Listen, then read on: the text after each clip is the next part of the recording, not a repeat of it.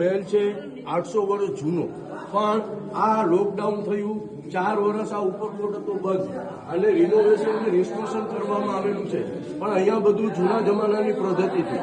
સાંભળો, ઓય અવાજ નહીં, કોણ ગાડ્યું નાખ્યા?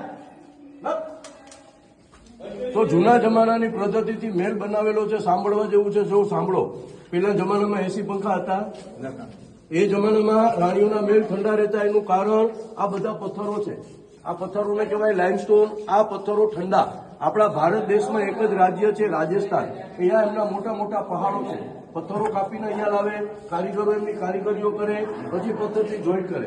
હવે સાંભળો, એ જમાનામાં સિમેન્ટ તો નહોતી, તો પથ્થરોને ચોંટાડતા કેમ? બધા સાંભળવા જેવું. એ જમાનામાં હતું ચૂનો, ગોળનું પાણી, અડદની દાળ, નવસાર, વડલો હોય ને એમની વળવાયો, લીમડાનું ગુંદ, પછી એમાં નાખે આપણા ગિરનાર પહાડની અમુક ઝેરીલી વનસ્પતિઓ. ગેસ્ટ અમને પૂછે, મહેમાન, પુરુષોત્તમભાઈ, બધાને કહેજો મારું નામ પરસોત્તમભાઈ ગાઈડ. અરે પરસોત્તમભાઈ, આમાં ઝેરીલી વનસ્પતિ સુકામે ને નાખે તો અમે મહેમાનને કહીએ ગોળ હોય ત્યાં કીડીઓ આવે. કીડીઓ આવે એટલે એને ડેમેજ કરે, એટલે ખરાબ કરે, એટલે ઝેરીલી વનસ્પતિ નાખે. સમુદ્રની માટી હોય, ચક્કીમાં પેસ્ટ થાય, જોઈન્ટ કરી દે, હજારો વર્ષો સુધી ન થાય કાંઈ. હવે સાંભળજો, રાણીઓના મહેલ બધે હોય ને, ક્યાંય રાજાના મહેલ જોયા? હુકામે ને સાંભળો, રાણીના મહેલ મોટા, રાણીના રૂમ મોટા, રાણીના દરવાજા હંમેશા નાના હોય. જોઈ લો, નાના.